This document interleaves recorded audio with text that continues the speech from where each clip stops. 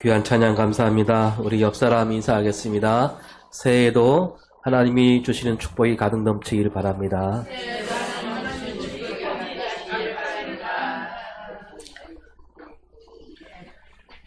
예, 오늘 2025년도 첫 주일, 신년 감사주일로 우리가 지키고 있는데, 그래서 첫 주일이니까 그만큼 기대도 있고 소망도 있고 또 올해는 어떤 좋은 일이 생길까 그런 말씀을 나누면 좋겠지만 우리가 잊지 말아야 할 일이 있잖아요. 지난 주일 또 우리가 아침 그 항공기 사고로 179명이 목숨을 잃었고 또 그 유가족들이 고통과 슬픔에 쌓여 있지요. 우리가 할 수 있는 일이 뭐 없어서도 안타깝습니다. 다만 함께 슬퍼하고 함께 가슴 아파하고 또 이 일을 잊지 않는 것, 그거밖에 뭐 달리 할 일이 없지요. 뭐 나는 괜찮으니까, 내 가족은 괜찮으니까 우리는 그저 예배만 잘 드리면 된다, 이런 생각이 조금이라도 들었다면 여러분, 그런 예배를 하나님이 받으실까? 그렇게 생각했다면 바로 무릎 꿇어야 됩니다. 그리고 또 기가 막힌 말을 들었잖아요. 지난주에 이번 항공기 사고가 하나님이 우리 대한민국에 내린 벌이다, 하나님이 사탄에게 그렇게 시켰다, 그렇게 자칭 목사라고 하는 사람 입에서 나온 말인데 자기가 영적으로 보면 그렇답니다. 영적으로 어쩌고저쩌고 하는 말을 보면 되게 다 쓸데없는 말이라고 보면 되는데 정말 말 같지도 않은 말이고, 다시 말씀드리지만 그 사람은 목사가 아니죠. 목사가 아닐 뿐더러 그리스도인도 아닙니다. 예수 믿는 사람이 아니에요. 뭐 입에서는 뭐 하나님, 성경, 예수 나오지만 그런 사람은 예수 믿는 사람이 아니라는 거 여러분 똑똑히 새겨야 됩니다. 집에 가서도 똑똑히 전하세요. 저 사람은 목사가 아니다. 예수 믿는 사람도 아니다. 굳이 말하자면 사람도 아니죠. 사람이 그럴 수 있으니까 저는 뭐 자신 있게 얘기할 수 있습니다. 그 사람은 사람이 아니고 사탄 밑에서 머리를 조아리는 졸개 사탄이다. 생명을 가벼이 여기고 하나님이 주신 생명을 함부로 말하는 사람들, 그들이 바로 다른 말인 적그리스도고 마귀고 귀신인 거죠. 하여튼 다시는 이런 사고가 없도록 뭐 항공사, 공항, 정부 또 온 국민이 힘과 지혜를 모아야 할 것입니다. 하나님은 온 세상 모든 사람이 구원의 일을 바라시죠. 다시 말해 세상 모든 사람이 하나님 나라에 들어오기를, 하나님 자녀가 되기를 바라십니다. 우리가 아까 교동문에도 읽었지만 요한복음 3장 16절에 뭐라고 되어 있습니까? 하나님이 세상을 이처럼 사랑하사 독생자를 주셨으니 이는 그를 믿는 자마다 멸망하지 않고 영생을 얻게 하려 하십니다. 예, 하나님이 누구를 사랑하신다고요? 세상을. 교회 안에 있는 사람만 사랑하십니까? 먼저 믿은 사람들 사랑하신다는 얘기가 아니잖아요. 세상을 사랑하십니다. 그러니까 세상 모든 사람을 사랑하시는 거예요. 얼마만큼 사랑하셔요? 독생자를 주시기까지 사랑하신다. 독생자를 주신다는 것은 모든 걸 다 버리시면서 사랑하신다는 얘기입니다. 이 세상 모든 사람이 영생을 얻을 수 있도록 아낌없이 다 버리셨다는 거죠. 그 외아들을 버리시는, 하나님께서 사랑하신 그 사람들이 고통을 겪고 있는데 나 몰라라 하며 나는 하나님을 찬양합니다, 예배합니다, 경배합니다. 그럼 하나님이 그걸로 영광을 받으실까요? 이렇게 얘기해 볼까요? 우리가 부모님을 잘 받들어야 되잖아요. 그런데 내 동생이나 누이가 엄청난 고통을 겪고 있다고 합시다.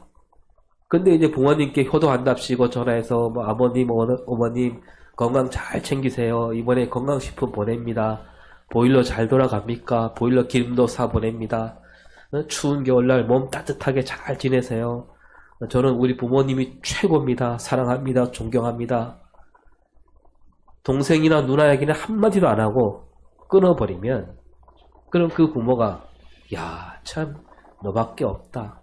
네가 진짜 효자다. 그러실까요? 그런 부모가 있을까요? 우리 그리스도인들은 언제나 이웃을 형제로 여겨야 되고 이웃이 겪는 고통, 슬픔, 아픔을 함께 할 수 있어야 됩니다. 하나님이 그들을 사랑하시니까 우리도 그들을 돌보는 마음이 있어야 되는 거죠. 그거 없이 신앙이 있을 수 없는 겁니다. 또 이렇게 얘기해 볼까요? 내 동생이 학교에 갔는데 학교 선생님이 그 담임 선생님이 갑자기 애들이 떠든다고 해서 막 커다란 야구 방망이 들고 들어와서 혹은 뭐 사시미 뜨는 칼을 갖고 와갖고 애들을 떠들지 말고 엄포를 내려놓았다 그랬어요. 막 얼굴이 벌겋게 달아 올라와서 진짜로 아이들을 때리려고 했는데 옆반 선생님이 와서 겨우 말렸다. 그래서 그 반 아이들은 다 집에 돌아와서 그것 때문에 막 경기를 일으키고 어떤 아이들 학교 가기가 싫어합니다. 그 동생도 놀라서 쓰러졌어요. 그러고 있는데 부모한테 효도 안 답시고 아버님 어머님 오래오래 사세요. 사랑합니다. 부모님 만세. 그리고 딴 얘기 전혀 안 하고 끊으면 그 부모가 야 역시 너만 효자다 그러겠습니까? 그 이번 비상계엄령 사태도 마찬가지죠. 우리가 똑똑히 봤잖아요. 국민에게 총을 겨누도록 한 그 악마를 봤습니다. 그걸 보고도 가만히 있다면 그들과 한패가 되는 거죠.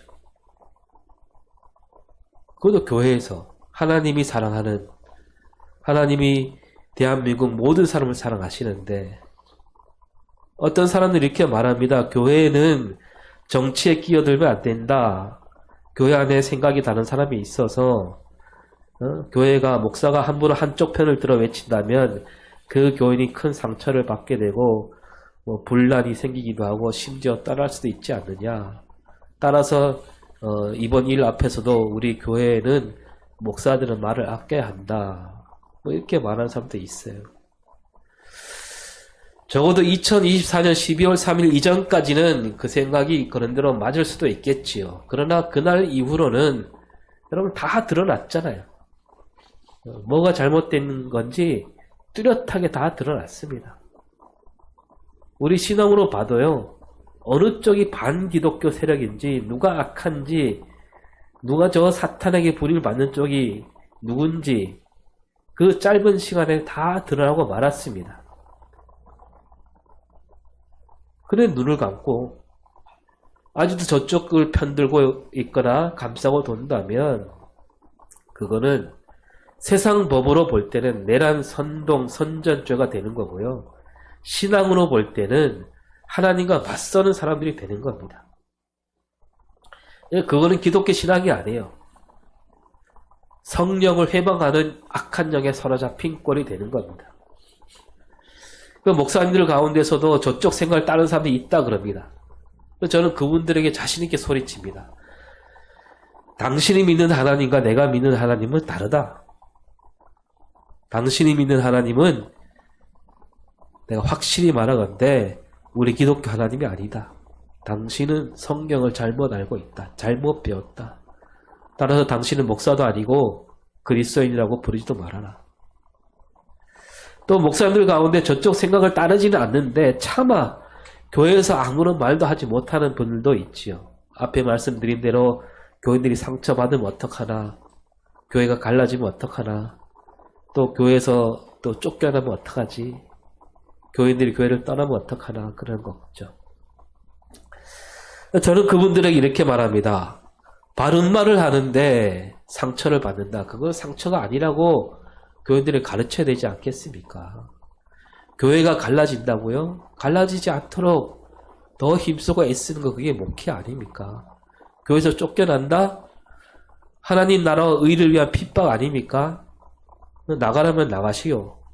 하나님께서 어련히 알아서 해주시리라. 그런 믿음으로 목사가 되지 않았습니까? 교인들이 나간다면 나가지 않도록 잘 타일러서 얘기하고 그래도 굳이 떠난다면 아쉬운 마음, 안타까운 마음으로 보내줍시다. 이참에 우리 한국교회가 다시 거듭납시다. 우리 한국교회가 진리편에 서 있음을 똑똑히 보여줍시다. 사람이 많고 적음에 따라 웃고 오는 그런 어리석음에서 벗어나야 되지 않겠습니까? 하나님께서 우리를 목회자로 부르셨듯이 바로 이런 때를 위함이 아닙니까? 네, 올해 우리 교단과 교회 표가 뭐죠?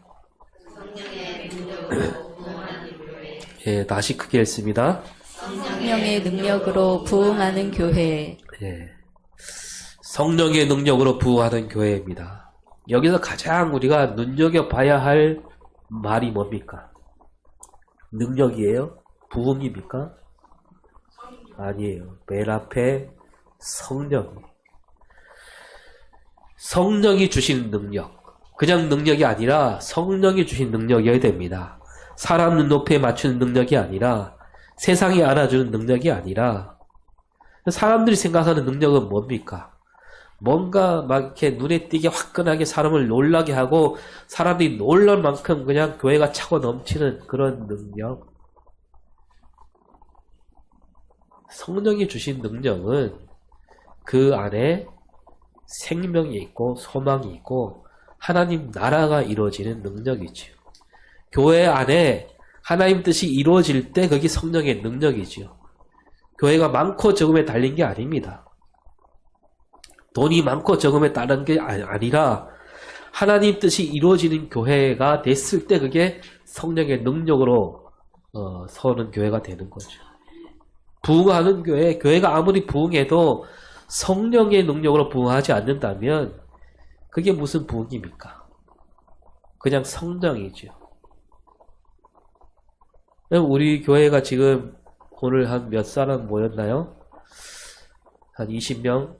근데 우리가 30이 되고 50이 되고 100명이 되고 우리 마을 사람은 다 나오면 우리 교회가 부흥한 겁니까? 그것도 부흥일 수 있습니다. 그러나 제 아무리 많이 모였다 해도 성령이 함께 하시지 않는다면 그 부흥은 헛된 부흥이고 거짓된 부흥입니다. 아무리 많이 모여도 그 안에서 하나님 뜻이 이루어지지 않고 하나님 뜻을 잘 모르고 있다면 그건 부흥이 아니에요. 아무리 많아도 옳은 건 옳다, 그런 건 그러다 말하지 못하는 교회는 썩은 교회고 죽은 교회죠. 예수님이 이 땅에 오신 뒤에 새로운 세상이 열렸지요. 좀 더 바르게 말하자면 예수님이 이 땅에 오시니까 하나님과 우리 사이가 새롭게 엮어주셨습니다. 우리는 예수 그리스도 안에서 하나님께서 우리와 함께 하심을 굳게 믿는 그 길이 열린 거죠. 예수를 믿으면 하나님과 우리 사이가 달라지는 거죠. 하나님과 우리 사이가 달라졌으니까 우리 삶이 달라져야 되고 달라지게 마련입니다.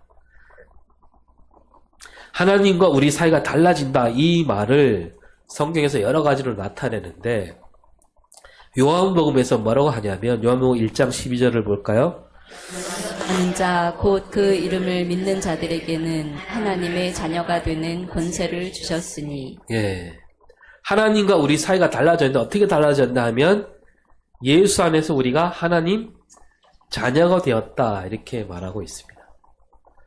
뭐 또 이렇게 말할 수도 있겠죠. 예수 안에서 우리는 하나님 나라 일꾼이 되었다. 또 예수 안에서 우리는 하나님 나라 백성이 되었다.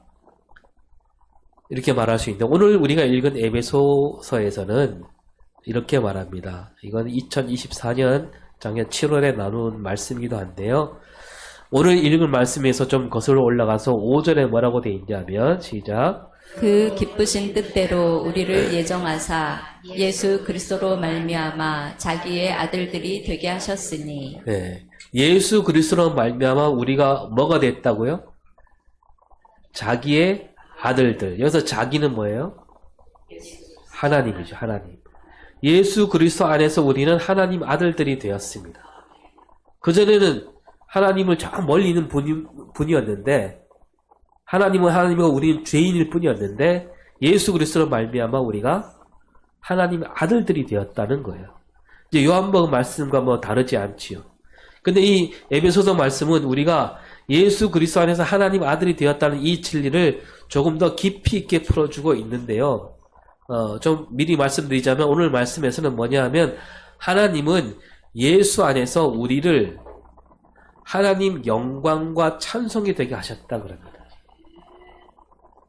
근데 이걸 어떻게 풀고 있는지 하나씩 들여다보면서 그러면 우리는 어떻게 살아야 되는가 나누도록 하겠습니다.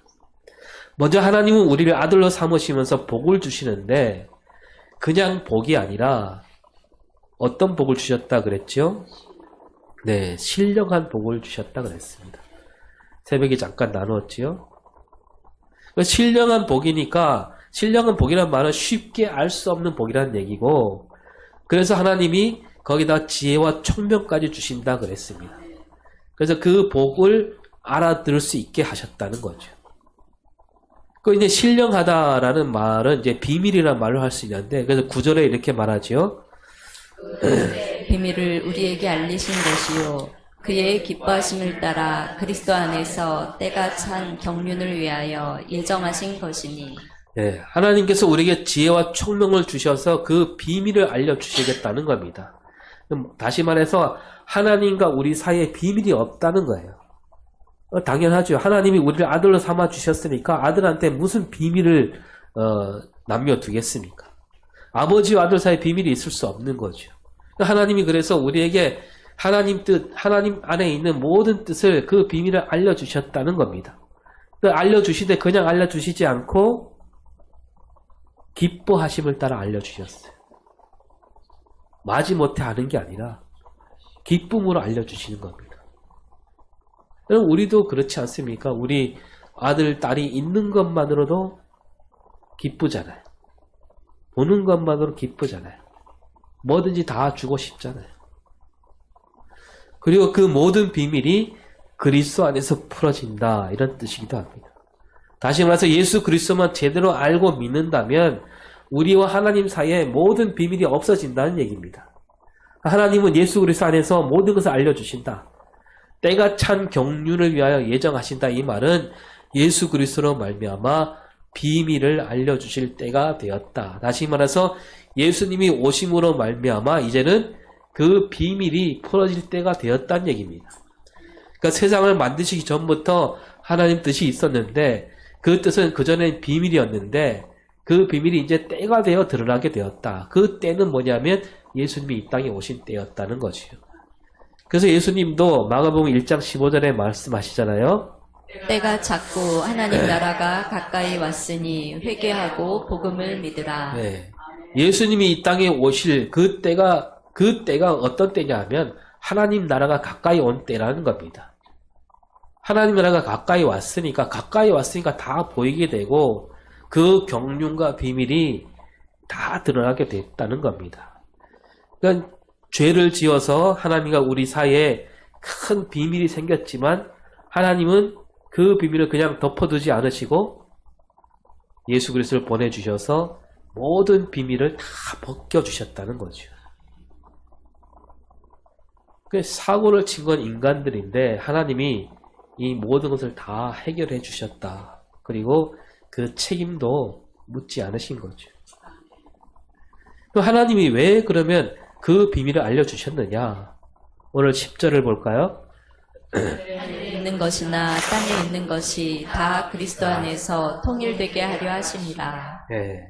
하늘에 있는 것과 땅에 있는 것이 통일되게 하려고. 하늘에 있는 것, 뭡니까? 하나님 뜻대로 다 이루어진 그 일을 말하잖아요.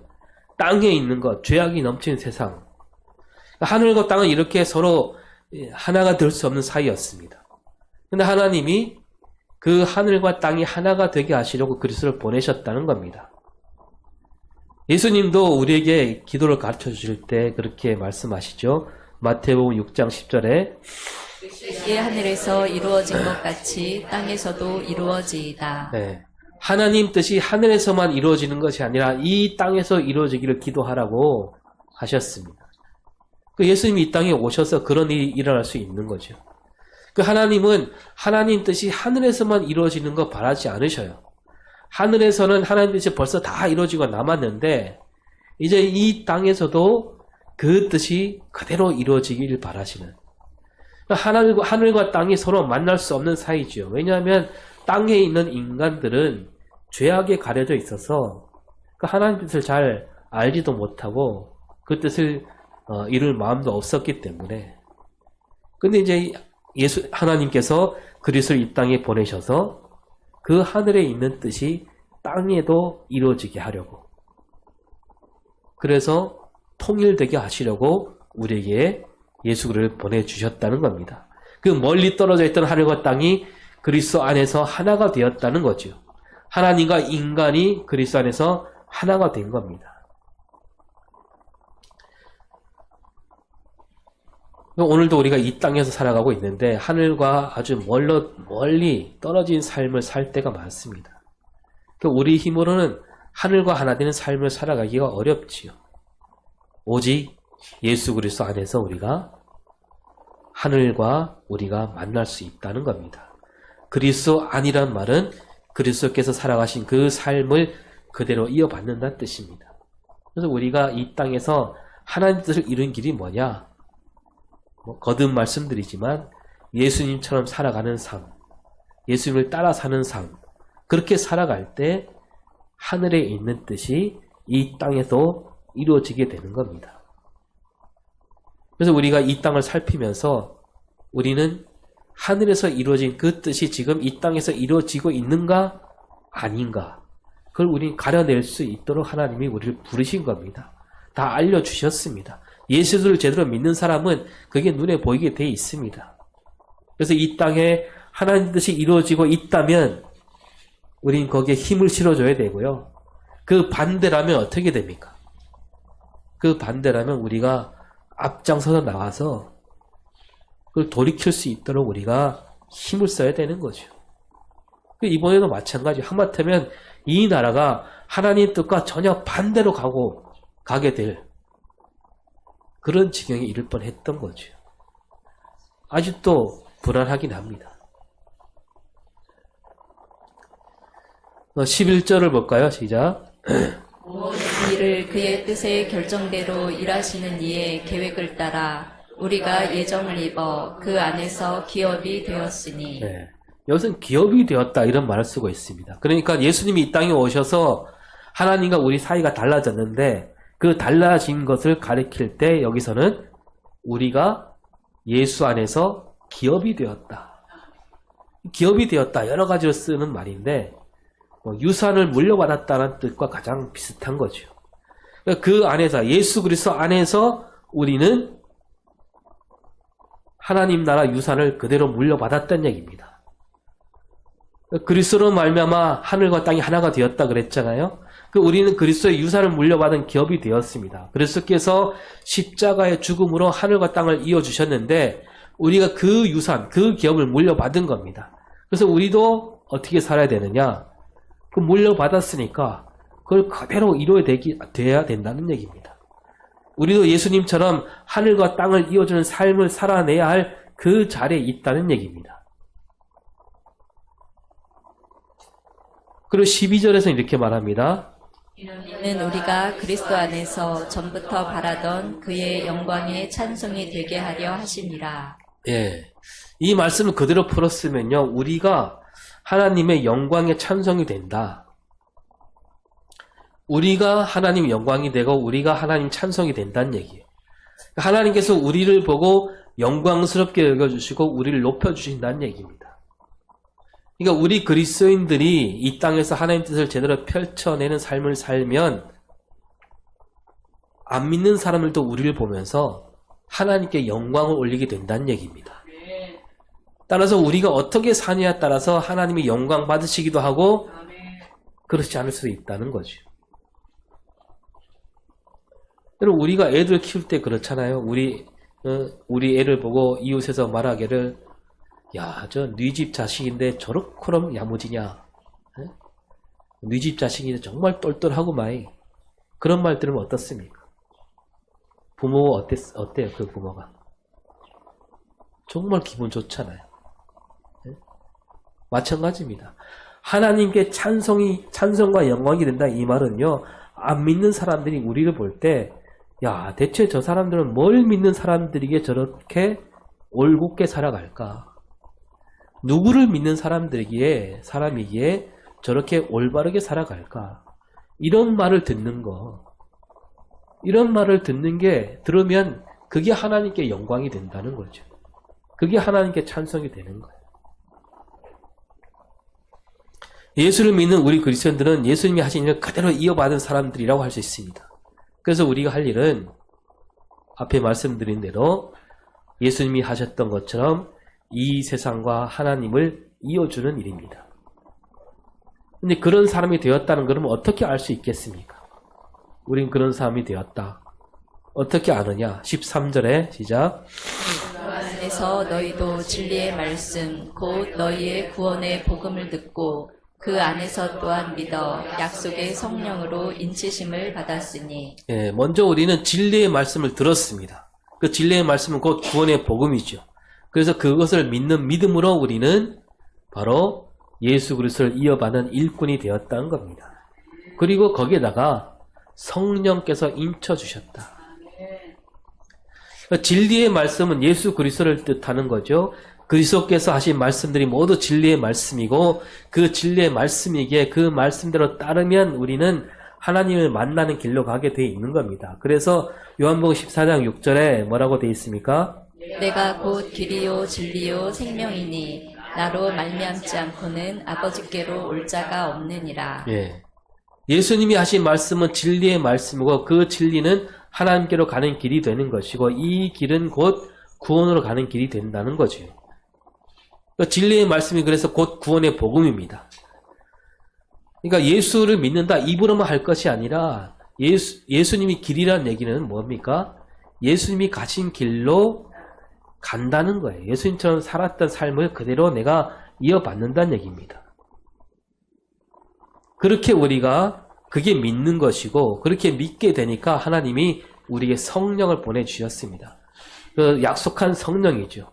그 성령을 보내주심으로 우리가 그냥 홀로 이 땅을 살아가는 것이 아니라 성령께서 도우심으로 살아가게 된다라고 하면서 오늘 말씀에서는 성령으로 인치심을 받았다. 인치심이란 말은 뭡니까?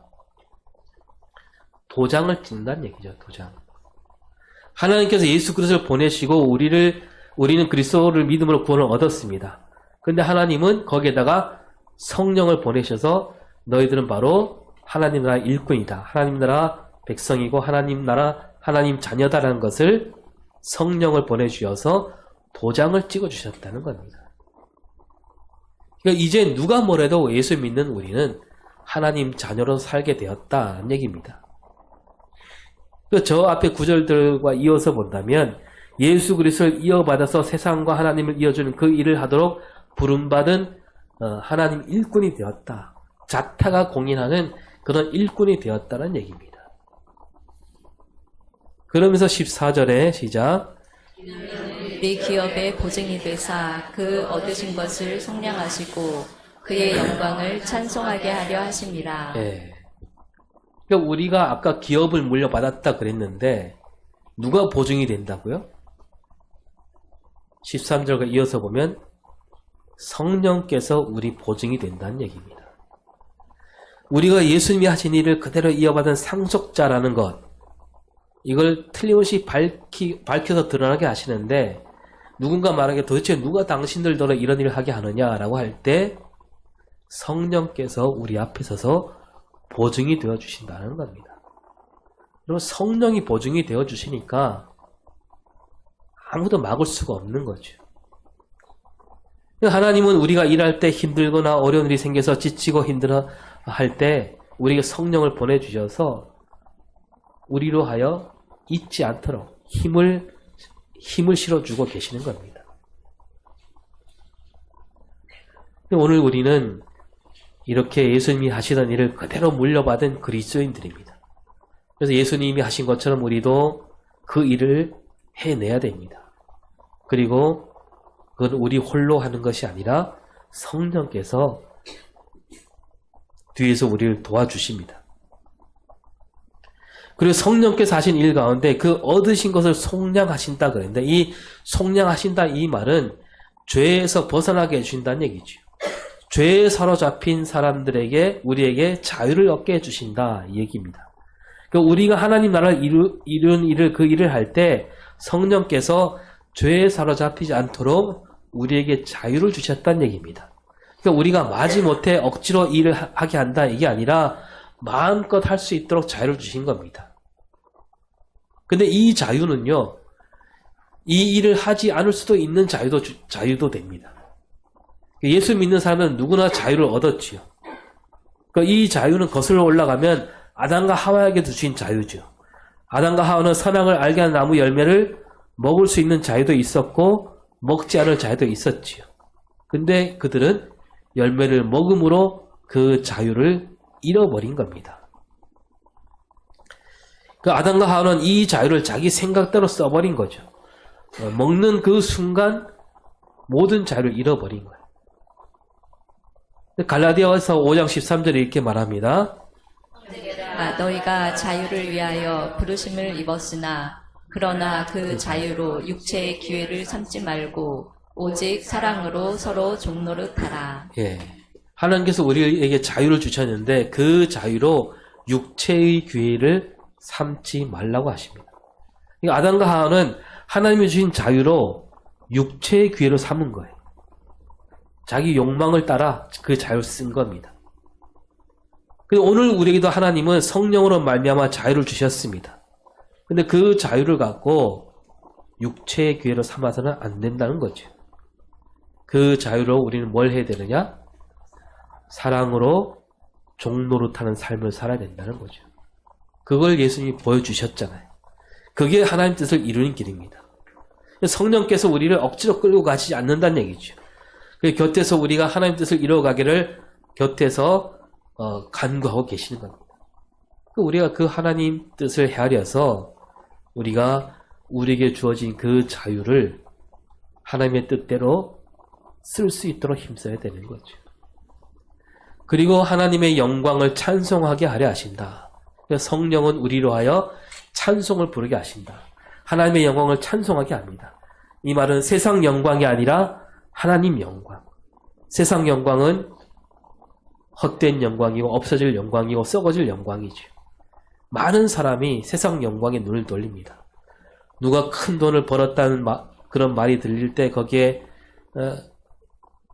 박수치고 큰 회사에 들어갔다 그러면 또 눈이 휘둥그레집니다. 이런 일들은 바로 세상 영광을 찬송하는 일입니다. 성령이 함께하는 사람은 그런 일들에 고개를 돌리지 않는 거죠.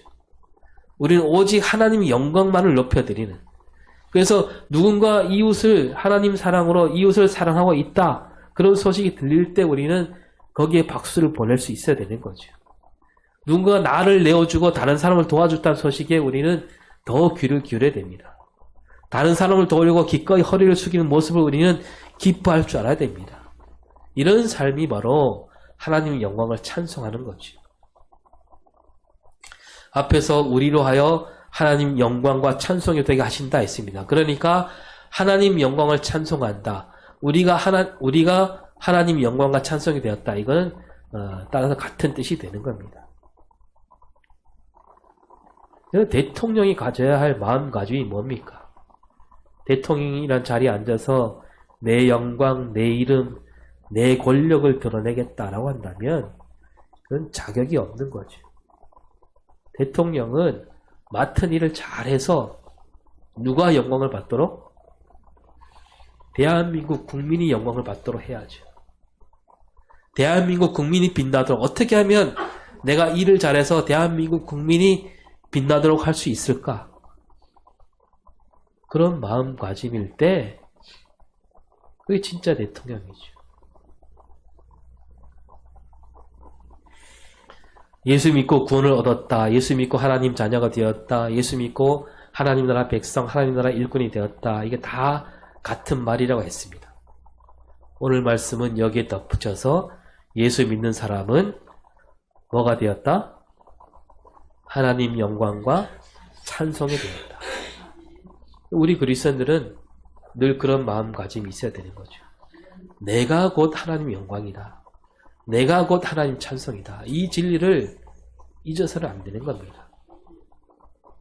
하나님은 오늘도 우리를 보고 우리를 영광스럽게 여겨주시고 우리를 높여주십니다.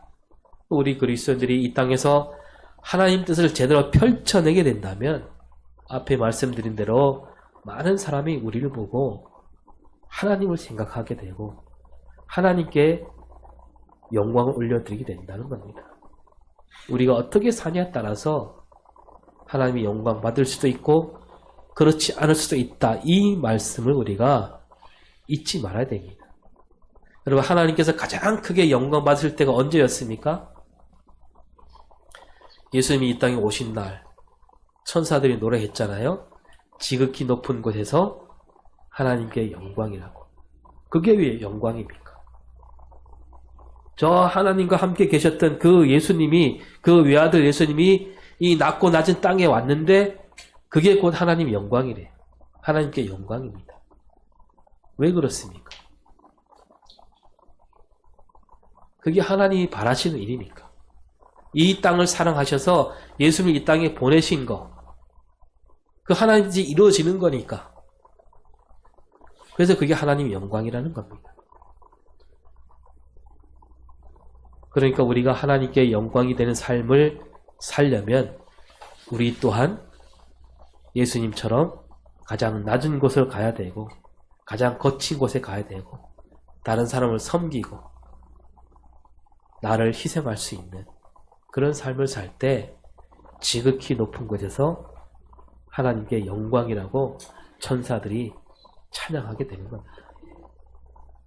우리가 그렇게 살 때 우리를 지켜보는 많은 사람이 하나님을 알게 되고 예수님을 바르게 알게 되는 겁니다.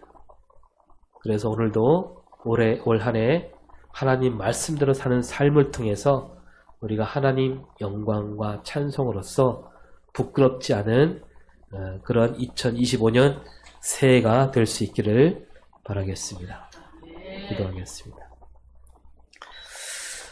하나님께서는 우리로 하여 하나님 영광과 찬송으로 세워주셨습니다.